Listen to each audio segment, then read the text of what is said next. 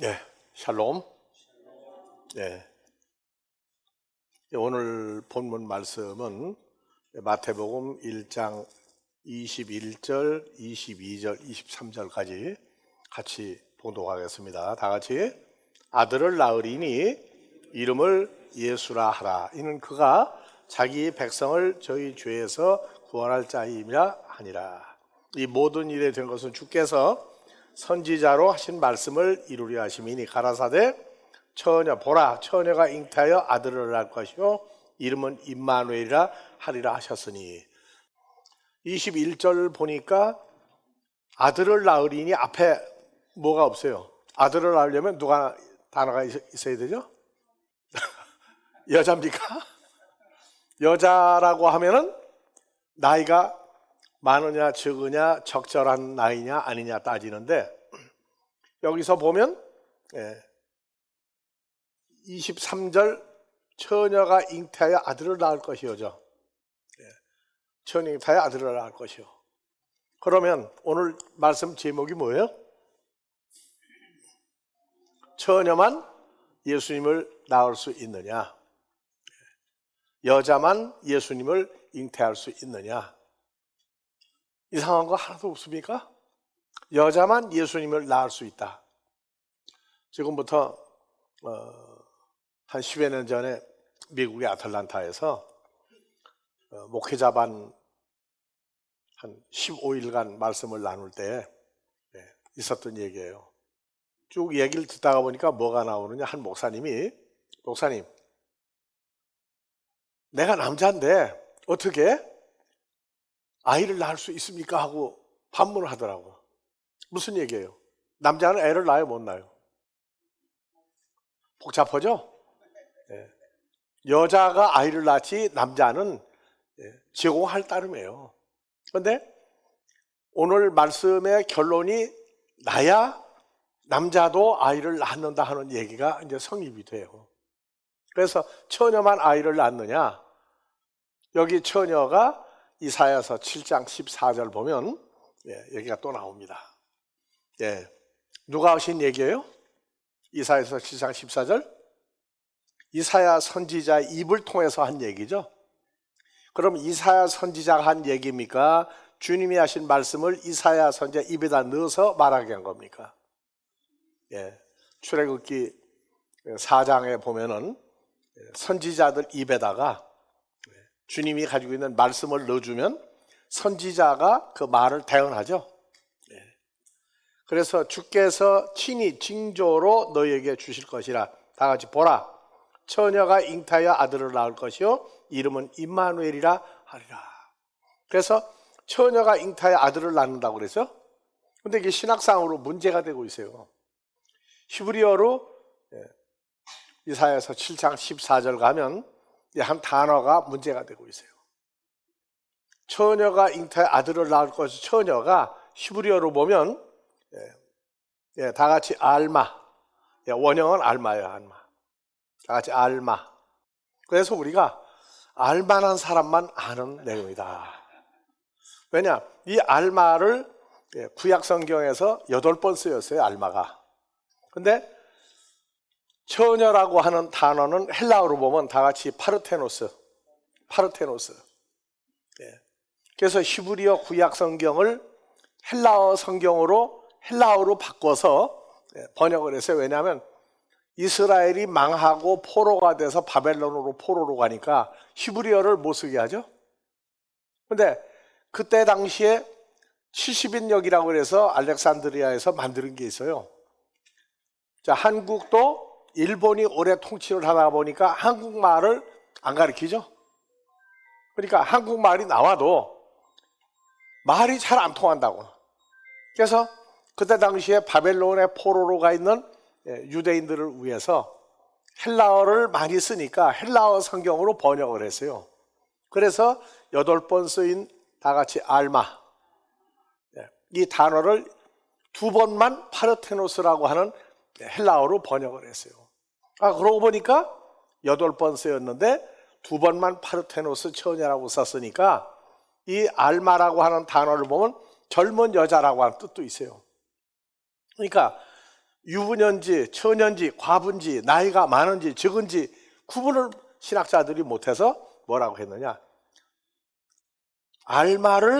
히브리어를 알마를 70인역을 만들 때 히브리어 학자들이 파르테노스라고 하는 처녀라는 단어 2번 썼으니까 이거는 진짜 처녀인지 아닌지 구분 못하겠다. 왜? 번역을 그렇게 했으니까. 다 같이 알마. 그래서 신약성경에 마태복음 1장 23절을 가니까, 그러므로 주께서 친히 징조로 너에게 줄 것 보라. 누가 잉태하여? 이것도 누가 한 얘기예요? 마태 선지자의 입에 말씀을 넣어서 주님이 하실 얘기를 마태가 대언한 거예요. 그래서 여기 처녀가 알마가 아니고 헬라어는 뭐라고요? 다 같이 파르테노스.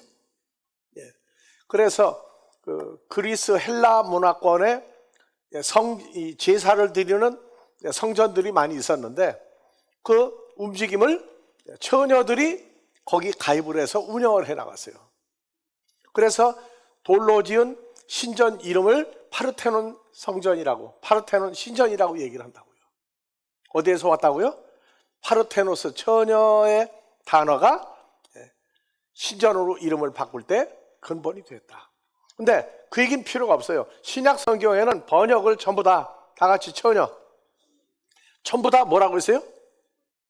파르테노스, 처녀라고 번역을 한결같이 번역을 했어요. 그러니까 번역을 신약으로 오니까 전부 다 처녀라고 했으니까 처녀다? 아니죠. 하나님이 말씀하신 처녀라고 하는 사건은 이것은 성경적으로나 말씀의 문맥이 흔들리지 않아야 돼요. 21절로 처녀라고 안 했어요. 21절 봅시다. 자, 앞에 아무것도 없이 아들을 낳으리. 누가 아들을 낳아요? 처녀가 낳는 얘기예요? 과부가 낳는 얘기예요? 아니면 시집을 안 간 노처녀가 낳는다는 얘기예요? 기준이 없다고요. 그래서 기준이 23절 가니까 처녀가 나와요. 처녀가. 그러니까 아들을 낳으리니 할 때 처녀가 아들을 낳으리니예요. 그래서 성경에 하나님의 놀라운 은혜의 역사가, 아브라함이 아들을 육신의 자녀 낳죠. 하갈을 통해서 이스마엘을 낳는데 하나님이 준 아들, 언약을 지킬 아들을 못 낳았어요. 그래서 창세기 18장에 뭐라고 그랬어요? 너 참 우리를 이렇게 열심히 대접을 한 은혜를 내가 보고 감탄했다. 창세기 18장에 뭐라고 나와요? 18장 3절, 4절, 5절 읽어봅시다. 다 같이. 그래서 여호와 하나님과 두 천사가 아브라함의 그 텐트 천막 앞에 지나갈 때, 내 주여, 내가 아브라함이 주께 은혜를 입어 싸우면 원컨대 종을 떠나 지나가지 마옵소서. 물을 조금 가져오게 하사 당신들의 발을 씻으시고 나무 아래 쉬소서. 그래서 여호와 하나님과 두 천사 3명의 발을 씻어줬어요. 내가 떡을 조금 가져오리니, 빵을 조금 가져오리니 당신들의 마음을 쾌활하게 하신 후에 지나가서 당신들의 말대로 그리 하라. 그들이 가로되 내 말대로 하라. 그래서 이 중동의 사막 지역에 나그네가 지나가면 그 나그네를 친절히 대접을 해요. 물론 가끔 강도로 변하기도 하지만 거의 대부분 그 사막에서 텐트로 짐승을 키우는 사람 만나면 그렇게 대접을 잘해요. 한국에도 있는 집 사랑방 만들어서 대접을 하죠. 나그네가 지나갈 때 오늘 저녁 하루 먹을 수 있습니까? 그러면 대접을 참 잘해줘요. 그게 한국에 생긴 유래가 아니고 중동에 아브라함부터 천사와 여호와 하나님을 대접을 했더니 최고의 축복을 받았죠. 그러니까 공짜로 아무것도 없는데 대접을 한다? 아니요. 속으로는 아이고 내일 먹을 것도 별로 없는데 저 손님 어떡할까? 내일 먹을 게 별로 없어도 손님을 대접하면 뭘 받는다? 복을 받는다. 복을 받는다. 그래서 복을 받았죠. 내 아내 사라가 자식이 없는 걸 알고 있는데 명년 이맘때 네 나이 100세가 되면 이맘때 사라가 아들을 낳아주리라. 근데 사라가 외간 남자 못 보죠. 그래서 천막 텐트로 문을 가린 뒤에 서서 있는데 사람 눈에는 텐트 뒤에 사라가 있는지 없는지 모르는데 하나님은 알아요. 그래서 대화했죠. 사라가 뭐라고 했어요? 내 주인도 늙어서 나도 늙어서 별 볼 일 없는데 자식을 낳아도 가니 참 웃기는 양반들이 왔구나. 그래서 입을 가리고 웃었죠. 그러니까 하나님 뭐라고 그랬어요? 웃었다고 그러니까 사라가 안 웃었다고. 내가 그렇게 경망스러운 여자가 아닙니다. 근데 아니 웃었다. 명년의 이맘때 보자. 그래서 백세의 아들을 낳았어요. 아들을 낳지 못하는 자가 아들을 낳았어요. 그래서 그러고 난 다음에 아브라함을 또 축복하죠. 창세기 15장에 받은 축복을 계속 14장에 받은 축복을 15장에 가서 아들을 낳아서 후사를 이어주겠다는 축복을 받고 소돔과 고모라가 멸망할 때 너희는 멸망하지 않는다는 축복을 받았어요. 그래서 나타난 사람들은 천사라고 그래요. 천사. 한국의 어떤 목자도 나그네를 보면 대접을 한다. 왜? 대접을 왜 해요? 요새같이 음식이 흔한 때가 아니에요. 옛날에는. 그때 대접 왜 하느냐? 복 받으려고. 부모 조상 살았을 때 부모 온갖 속을 썩여도 죽고 난 다음에 묘를 잘 쓰고 제사 잘 지내니 뭐 받는다? 복 받는다는 거 없으면요 서로 안 하려고 그래요. 요새 좀 꾀가 나서 알고 보니까 부모 제사 지내봐자 별 볼 일 없다고 하니까 제사를 떠넘기느라고 바쁘죠. 자, 여러분들은 누구에게 떠넘길 사람 있습니까? 우리는 이미 복을 받았어요. 무슨 복? 세상에서 잘 먹고 잘 살고 오래 살고 가족이 잘 되는 그 오복이 아니에요. 우리는. 하나님을 아버지라 부르는 아들의 신분을 예수를 통해서 확인을 했죠. 그럼 하나님 아들 됐으면 복을 다 받은 거예요. 근데 어렸을 때는 찬송가 뭐라고 그래요? 복의 근원 강림하사 찬송하게 하소서. 복의 근원 강림하사. 영접은 누구를 했어요? 예수님 영접을 했죠. 예수 안에 있다는 단어를 쓰면서 복을 또 강림 위에 계시니까 내려와서 나한테 복을 주라는 얘기예요. 근데 시편 16편 2절에는 알고 있죠. 예수 밖에는 내게 복이 없습니다. 그럼 복이라는 얘기는 세상에 오복, 출세하고 오래 살고 건강하고 아들, 딸 잘 되고 하는 축복은 세상 사람들이 받는 거예요. 우리는 예수 안에 있는 하나님을 아버지라 부르는 복을 받았으면 이미 최고의 복을 받은 거란 말이에요. 우리가 하나님을 아버지라 부르는 자녀들인데 예수 믿고 이방 종교에 사는 것처럼 내 소원은 이겁니다. 가족이 건강하고 부자 되게 해주시고 아들, 딸 직장 잘 되고 사업 잘 되고 해달라. 그거는 세상 사람들이 하는 기도예요. 요한복음 1장 14절 오직 하나님께로 태어난 자만 하나님의 아들이 될 사람만 요한복음 1장 12절 영접한다고 해놓고 하나님의 아들의 신분과 존재로 주님과 함께한 연합된 존재를 키워나가는 게 교회가 돼야지 세상 거 잘 되고 뭐 가면 여러분들이요 새벽기도 요새 없어졌어요. 벌써 철이야 이름만 남았어요. 열심을 내는 거 보면 얼마나 열심을 내요. 산에 가서 산신한테 고사 지낸다고 할 때 떡시루를 손도 못 대게 만들어요. 그 무거운 떡시루를 그걸 자기가 직접 옮기려고 그래. 택시사가 들어주려고 그러면 복 뺏긴다고 들어 옮긴다고요. 새벽같이 일어나죠. 추운 겨울에 목욕 재개하죠. 남보다 일찍 일어나서 치성 열심히 하게 되면 복 받는다고 해서 남에게 뺏기지 않으려고 애를 써요. 교회는 예수를 영접한 거예요. 예수를 영접하는 건 죄사함 받는 것만이 아니에요.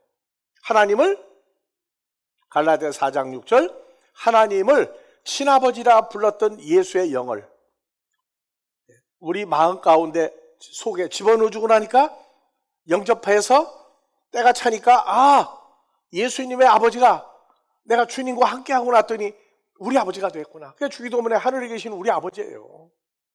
우리라고 하는 단어 믿는 사람 전부 우리가 아니고 주님과 연합한 사람들은 전부 하나하나를 우리라고 한다고요. 그래서 아브라함이 받은 복의 근원, 창세기 12장에서 너는 복의 근원이 될 거다. 그런데 아브라함에게는 몸 밖에 계신 하나님이었다. 근데 우리에게는 우리 몸 밖에 계신 주를 주여 주여고 부르는 게 아니라 이제는 주 안에 있는 나에게 주님과 연합된 찬송을 부르면 하나님의 아들이라고 하는 존재와 신분과 결과가 무엇인지를 우리가 알아야 된단 말이에요.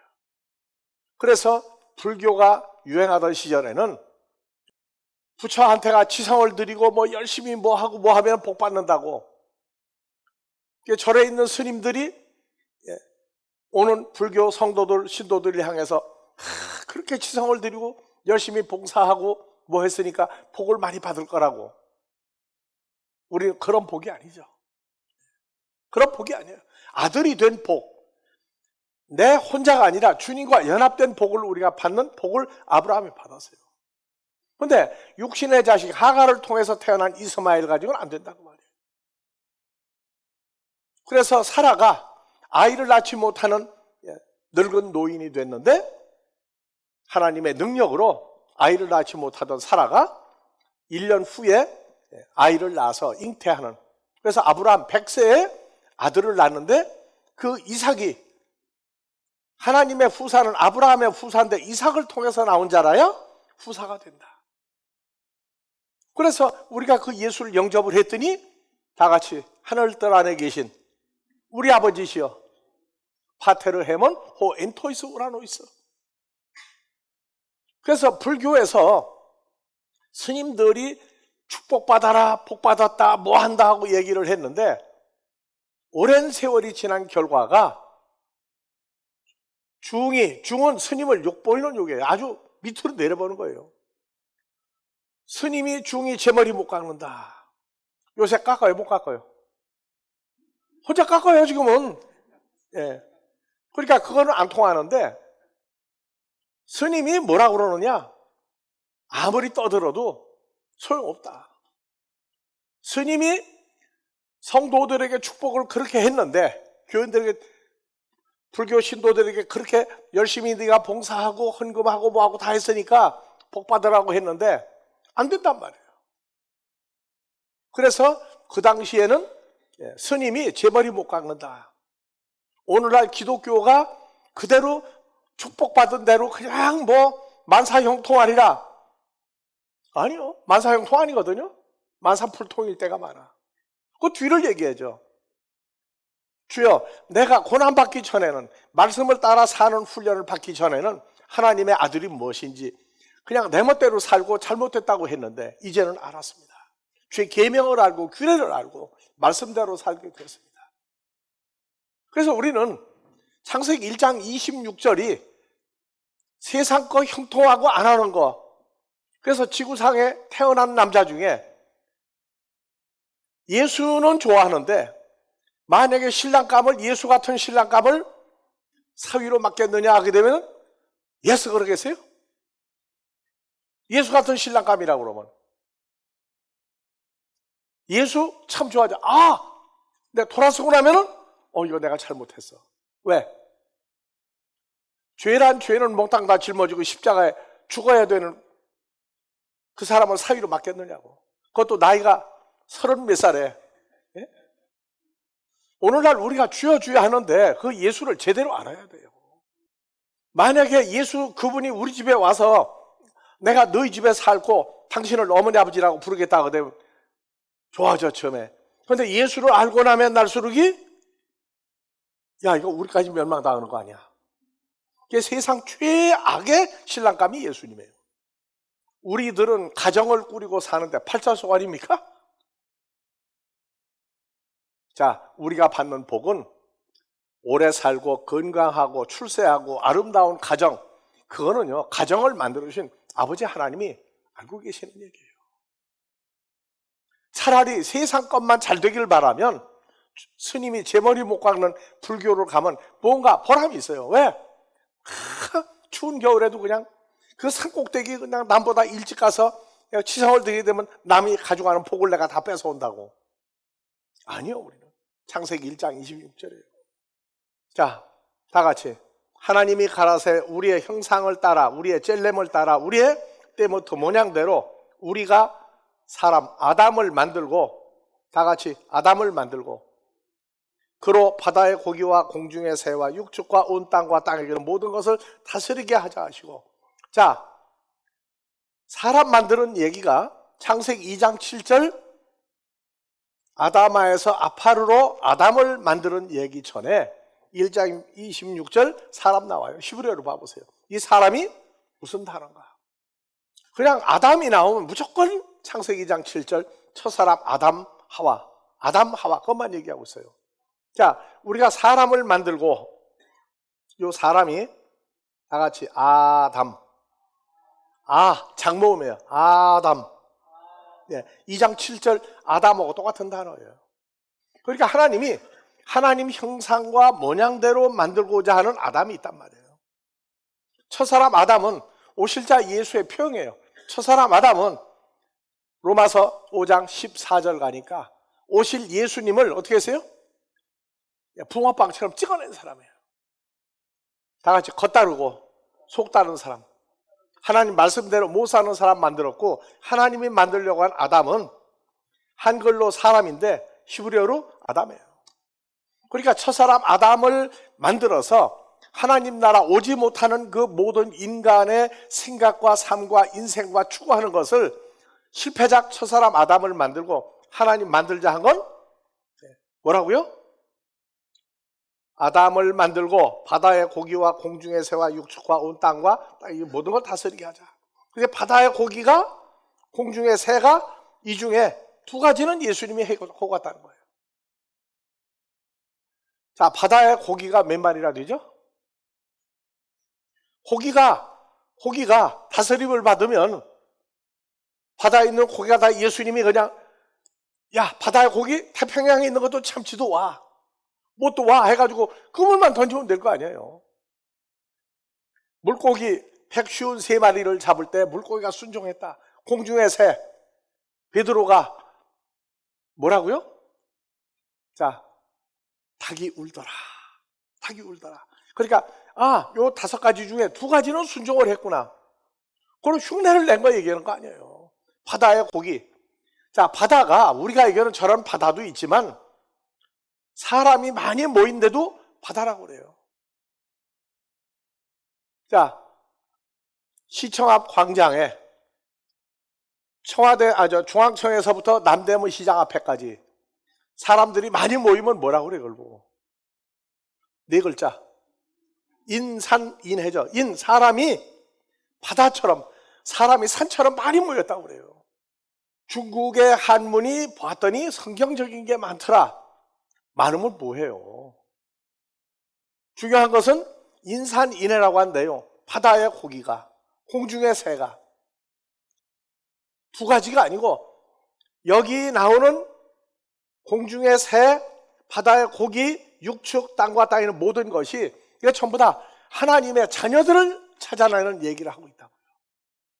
그러면 예수 믿는 사람들은 자, 오직 하나님께로 태어난 자만 영접한다.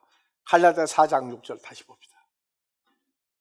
우리는 성경을 알고 있다가 아니라 내 삶에 현실화해서 적용을 해야 돼요. 하나님께로 태어난 자만 예수를 영접하는데 다 같이 읽읍시다. 오늘 아들은 누구밖에 없어요? 상모가 아들이고 다른 사람들은 왜 우물쭈물해요? 복을 받을 거야, 안 받을 거예요? 먼저 하니까?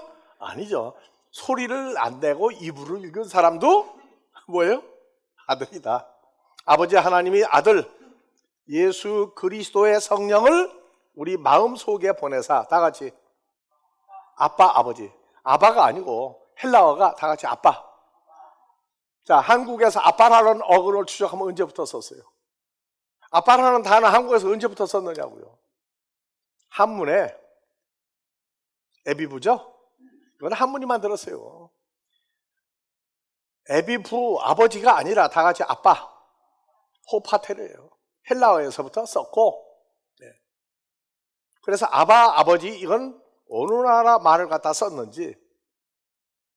그래서 예수님의 탄생 하나만 따지지 말고 하나님의 아들은 예수님 혼자가 아니라 주님과 연합하면 그때부터 하늘뜰 안에 계신 다 같이 예수님의 아버지, 딸이 시집을 가면은 우리 아버지라고 그러죠. 우리 아버지죠. 우리는 주님과 만남을 뭐라고 그래요? 결혼했다고 그래요. 결혼했다. 이제 앞으로 말씀을 나눌 거지만 주님과 함께 결혼한 거예요. 그래서 처녀라고 하는 단어의 개념을 한 군데나 두 군데지만 성경 전체를 통해서 다 같이 파르테노스, 알마, 모르면 알마 하는데 그냥 지나가는 거예요. 그래서 하나님을 뭐라고 불러요? 여러분들은 무슨 일이 생기면 주여 주여를 많이 합니까? 아빠 호파테를 많이 합니까? 거짓말이요. 아빠 소리는 거의 안 해요. 전부 다 주여 그러지. 예? 근데 우리는 지금 그 주여가 누구 안에 있는 피조물 되세요? 그런즉 누구든지 그리스도 예수 안에 있으면 새로운 피조물이죠. 어떤 피조물? 창조주 하나님의 아들인 주님으로 말미암아 주님과 연합됐더니 우리 마음 가운데가 아니고 마음 속에 예수 그리스도의 성령을 보내사. 이거 성령 받은 거예요. 우리가 꼭 방언을 하든 안 하든 이미 예수님 뭐라고 성령이라고 얘기하죠. 아버지 하나님, 예수, 성령, 아들들 성령이 나와요. 그래서 우리 마음 속에 예수의 성령을 주었더니 다 같이 머리를 좀 두들기세요. 안마도 할 겸. 시원하죠? 마음을 열고 뭐를 넣으세요? 예수의 성령을 집어넣었더니 그때부터 육신의 부모가 있는데 누구를 아빠 호파테라고 한다? 신나는 구절이에요. 신난다가 뭐예요? 신이 내게서 나온다가 신난다예요. 이건 성경적인 해석입니다. 그러니까 신이 내게서 나온다 하는 가장 신명나는 단어가 뭐예요? 다 같이 아빠 호파테로. 아빠 호파테로. 이런 거를 하기 위해서 누가 태어나야 돼요? 예수님이 탄생을 해야 되는데 로마서 1장 3절에 예수님이 태어난 두 가지 과정이 있단 말이에요. 창조주의 아들이에요. 하나님 아들이에요. 근데 우리가 또 육신의 어머니 아버지를 통해서 태어나죠. 그러면 예수님이 혼자 태어나가지고 야 나를 따르라. 그건 예수님은 우리하고 다르단 말이에요. 예수님이 탄생하는데 창조주 아들인데 우리가 태어날 걸 대비해서 먼저 예수님이 육신의 여자의 몸을 빌려서 태어나줘야 돼요. 그래서 이 아들 예수로 말하면 육신으로는 다윗의 혈통에서 나셨고 성결의 성령으로는 죽은 자 속에서 부활하여 능력으로 하나님의 아들로 인정되었으니 곧 우리 주 예수 그리스도로 우리가 본다. 그래서 육신으로는 다윗의 혈통에 누가 나와요? 지난주에 얘기했죠. 자, 예수님이 태어날 때 아브라함과 다윗의 자손 족보의 책이다. 마리아가 요셉은 누구의 후손으로? 다윗이 여러 아들을 두었는데 자, 솔로몬 아들 낳았죠. 왕이죠. 나단이라는 아들도 있죠. 여러 아들이 있는데 솔로몬의 계보를 통해서 누가 태어났다? 요셉이 태어났어요. 그 다음에 다윗의 아들 나단을 통해서 누가 태어났어요? 마리아가 태어났어요. 그래서 요셉과 마리아는 남자 여자인데 똑같은 다윗을 통해서 태어났단 말이에요. 그래서 육신으로 다윗의 혈통을 통해서 태어났는데 다윗의 혈통? 요셉, 마리아. 자, 요셉은 누구의 혈통이다? 다윗의 아들? 솔로몬의 계보를 통해서. 그래서 예수님이 태어날 때 솔로몬 왕의 후손이죠. 그러니까 왕의 권세를 가지고 태어난 거예요. 그 다음에 어머니 마리아는 족보 없이 마리아가 아니고 다윗의 아들 나단이라고 하는 아들을 통해서 태어났어요. 그러니까 파르치게 남자 여자가 연합을 해서 예수님을 태어나게 만들었죠. 자, 그러면 예수님 태어난 건 육신으로는 다윗의 혈통에서 누구? 다윗의 아들 솔로몬과 마리아의 족보를 통해서 나단 계보를 통해서 태어났고 성결의 영으로는 죽은 자 가운데서 부활하여 능력으로 하나님의 아들로 인정되었으니 곧 우리 주 예수 그리스도다. 그래서 부활 이후에 진짜 하나님의 아들로 온 천하에 공포하는 거예요. 자, 우리가 신앙생활하면서 참 고민을 했던 시절이 뭐냐면 하나님 족보에 있다고 하는 걸 들었는데 나는 풍천이 임시의 족보만 알고 있었는데 예수의 이해자도 모르는데 하나님 핏줄에 있다고 그러니까 내가 미쳤다고 그랬죠. 여러분들은 나보다 현명한 머리를 가져서 그런 고민을 한 번도 안 했어요. 복 있는 사람들이에요. 나중에 보고 나니까 나는 이스라엘 사람도 아니죠. 중동에서 태어난 것도 아니죠. 유대교도 아니죠. 로마서 9장을 읽다가 보니까 구약의 선지자를 통해서 내 백성이 하나도 없다고 그러는 이방 땅에서 내가 아들들을 내가 뽑아내겠다. 그래서 그걸 읽고 나니까 머리에 그냥 뭐가 일어나요? 번개가 치는 거예요. 스파크가 아니요. 번개가 치더라고. 그러더니 야, 맞구나. 한국하고 이스라엘 땅하고 옛날 거리가 얼마인데 미리 예언했어요. 내 백성이 하나도 없는 이방 땅에서 내 백성이라는 자를 찾아내리라. 그래서 예수님도 유대인이죠. 히브리 민족이죠. 근데 히브리 민족 자체가 예수님을 십자가에 못 박아버렸죠. 그럼 예수님 유대인입니까? 아닙니까? 이스라엘 사람이 아니에요? 이단으로 죽여버렸죠, 십자가에. 그러면 예수님은 유대인을 만드신 분이고 유대인이에요. 히브리 민족인데 십자가의 죽음이라고 하는 버림당하고 나서도 저들은 아니라고 그래. 유대인들은 지금도 예수님을 유명한 랍비, 성경 박사가 태어났다고 얘기하고 하나님 아들이란 걸 얘기해요. 여러분들이 지금 중동에 간다면 뭐라고 그러겠어요?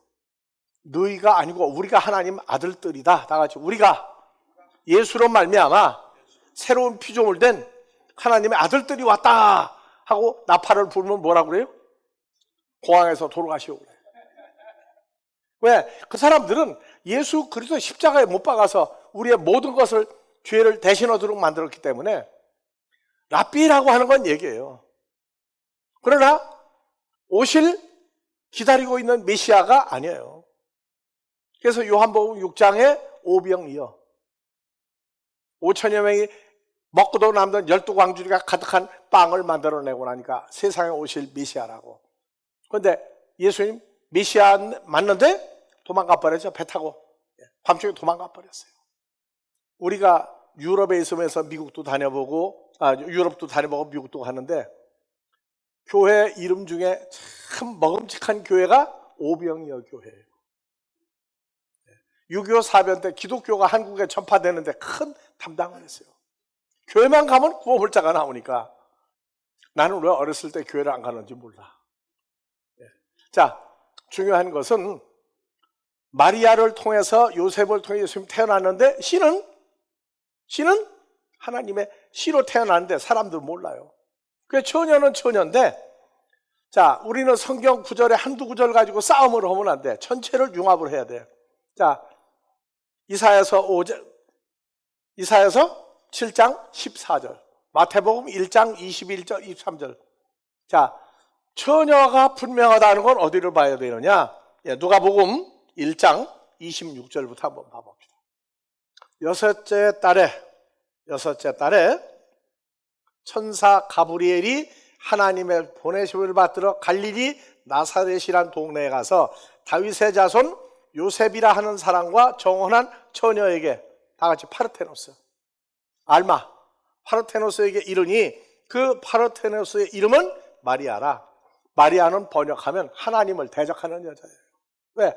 처음부터 말씀대로 되어지지도 않았기 때문에 그럴 여자라고 해서 마리아, 다 같이 마리아. 그래서 한국에서 그랬단 말이야. 아니야. 그러고 얘기한다고. 자, 하나님을 대적하는 이름을 왜? 처음에 순종 안 했기 때문에. 그에게 들어가 가로되 은혜를 받은 자여 평안할지어다. 평안할지어다가 우리가 말하는 샬롬. 안녕하세요. 평안하십시다. 자, 주께서 너와 함께 하시도다. 그러면 샬롬 하는 얘기는 우리가 다 같이 여러분들에게 샬롬 했어요. 여러분들이 주님과 연합된 새로운 피조물이라고 하는 걸 높여주는 얘기예요. 밤새 안녕하였습니까? 밤새 평안했습니까? 밤새가 시간적인 어두움도 있지만 주님을 만나기 전에 그 긴 세월을 어두움 속에 있었다고 그래요. 그리고 우리가 하나님의 아들인 걸 잊어버리면 밤새 뭐예요? 안 평안이야. 아침에 눈 떴는데 그냥 바빠가지고 하루 종일 돌아다니다가 토요일 날 저녁 되니까 아이고 내일 교회 가야지. 어렸을 때는 얘기라고. 우리는 늘 예수 안에 있으니까 임마누엘 하나님이 함께하는 아들들이 됐어요. 자, 그래서 하나님이 너와 함께 하시도다 우리에게 이루어졌죠. 다음에 29절. 자, 마리아에게 들어가 다 같이 은혜를 받은 자여 평안할지어다. 샬롬. 주께서 너와 함께 하시도다. 임마누엘이죠. 처녀가 다 같이 헬라어로 파르테노스가 그 말을 듣고 놀라 이런 인사가 어쩌며 생각하면 주께서 너와 함께 한다. 주님이 남자예요, 여자예요? 남자죠. 아니 그러면 우리가 부르고 있었던 아도나이 그분이 나하고 함께 한다니. 함께 한다가 뭐예요? 그냥 옆에 계시다는 얘기예요? 아니거든요. 그래서 파르테노스 마리아가 그 말을 듣고 놀라 다 같이 이런 인사가 어쩌민고 생각하며 무슨 사람이 오더니 갑자기 요셉하고 약혼만 하고 있는 나에게 그 남자인 신이 나하고 함께 한다니 이게 무슨 말이냐? 아주 욕이에요, 욕. 하나님 너와 함께 한다. 그래서 천사가 이르되 마리아여 무서워 말라. 내가 하나님께 은혜를 얻었느니라. 보라, 내가 수태의 아들을 낳으니 이름을 예수라 하라. 그래서 아이 낳기 전에 이름을 주로 많이 지죠. 자, 32절. 천사가 보라, 내가 수태의 아들을 낳으니 이름을 예수라 하라. 저가 예수는 큰 자가 되고 지극히 높으신 이에 하나님의 아들이라 일컫을 것이요 주 하나님께서 그 다윗의 왕위를 저에게 주시리니 영원히 야곱의 집에 왕노릇 하실 것이며 그 나라가 무궁하리라. 34절. 마리아가 천사에게 말하되 다 같이 나는 사내를 알지 못하니. 남자를 전혀 모르고 있는 다 같이 파르테노스. 나는 처녀입니다. 그런데 아니 어떻게 이런 일이 있습니까? 이거 뭐 욕입니까? 뭡니까? 왜? 그 당시에는 약혼한 남자가 있거나 남자하고 약혼하거나 결혼한 사실이 없는데 아이를 갖는다 그러면 무슨 처벌을 받죠? 돌에 맞아 죽는 처벌을 받아야 돼요. 그래서 마태복음 1장에서 뭐라고요? 마리아하고 약혼한 사실을 이제 약혼한 사실을 이제 끝내겠다. 마리아가 잉태하고 난 사실을 알고 얘기했죠. 요셉이 놀래 자빠질까봐 꿈에 나타났죠. 내 약혼자 마리아에게 잉태한 씨는 사람의 씨가 아니고 하나님의 씨다. 내 아내 데려오기를 겁내지 말라. 그런데 자기는 양심상 통치한 적이 없잖아요.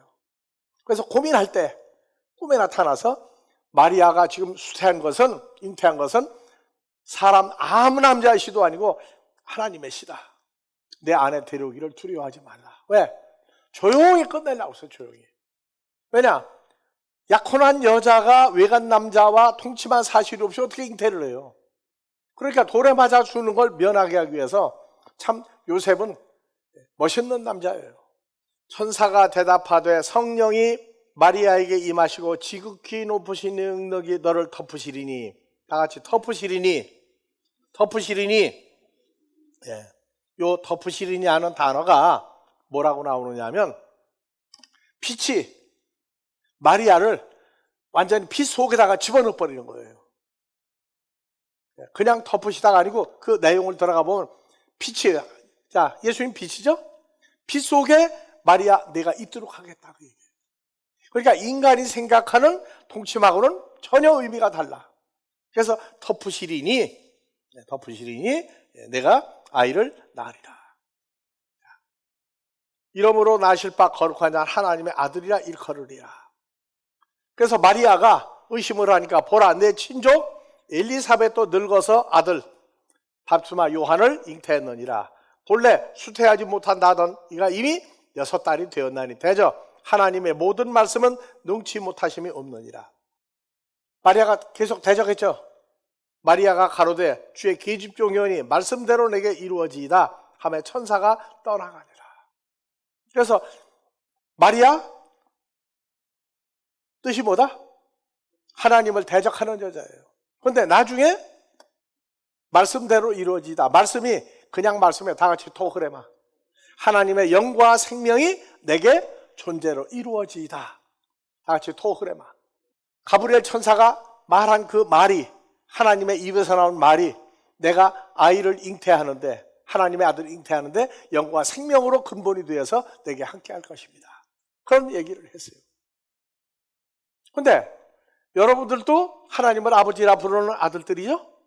그러면 자, 예수 그리스도를 잉태했던 마리아에게 가브리엘 천사가 수태고지했죠. 수태, 아들을 예수를 잉태할 것이다. 그럼 여러분들은 지금 하나님 아들도 했죠. 주 안에 있는 거. 어떻게 해서 아들도 했어요? 여러분들은 여자입니까? 남자입니까? 그 남자들도 있잖아요. 여러분들 여자예요? 남자예요? 자, 처녀만 잉태해서 하나님 아들 예수를 낳습니까? 남자도 여자 마리아와 똑같이 예수를 잉태할 수 있는 능력이 있습니까? 여러분 생각 많이 해야 돼요. 예수님만 그런 게 아니에요. 자, 요것만 읽고 끝냅시다. 요한복음 1장 12절 13절. 영접을 아무나 영접한다. 그 아무나에는 하나님의 아들이면 아무나지 아무나 아니에요. 자, 다 같이 영접하는 자, 곧 그 이름 예수 안에서 믿는 자는 13절. 자, 예수를 영접하는 자는 혈통도 육정으로도 사람의 뜻으로 나지 아니하고, 혈통으로도 나지 아니하고, 두 번째 육신으로도 태어나고 사람의 뜻으로도 태어나지 아니하고, 다 같이 오직 하나님께로서 태어난 자들이니라. 우리가 영접이라는 문제도 구약의 첫사람 아담과 하와, 가인과 아벨, 셋 해서 노아에서 세 아들, 셋의 후손 아브라함 이후에 아브라함과 다윗은 예수의 족보의 책이다. 그래서 영접을 하는 사람들이, 우리는 이 시대 영접이 뭐예요? 아무나 영접하는 게 아니에요. 유대인이라 할지라도, 히브리 사람이라 할지라도 예수를 믿는다 하는 얘기는 여전히 뭐예요? 출교당해야 돼요.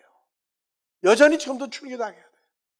그러면 몸 밖에 있는 예수를 영접해서 나는 하나님을 아버지라 부르겠다 하면 그 사람은 혈통으로는 아브라함의 후손이지만 죽었다가 부활한 그리스도 예수와 연합하게 되면 그들은 하나님께로 태어난 자가 아니에요.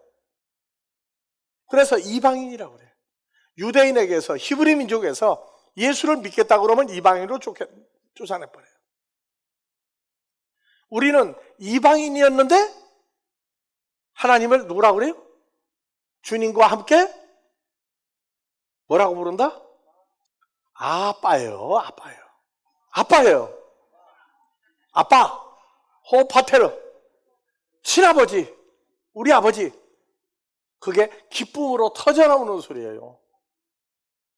다 같이 아빠, 호파테르. 우리는 하나님께로 태어난 씨들이다. 할렐루야. 할렐루야. 예. 기분 좋죠? 그 대신 아들 같은 삶을 살아야 돼, 이제. 자, 오늘 말씀 이걸로 끝내겠습니다. 아버지 하나님, 우리의 연약함과 부족함을 나무라 하지 아니하시고 우리 주 예수로 말미암아 예수 안에서 하나님을 아빠 아버지라 부르게 하신 은혜가 이곳에 있는 자들과 마지막 찾아지는 한 자녀들 모두 위에 늘 은혜의 근본이 되게 하시고 삶의 뿌리가 되게 하시고 전도의 뿌리가 되게 하여 주시기를 우리 그리스도 예수의 이름으로 축원하옵나이다.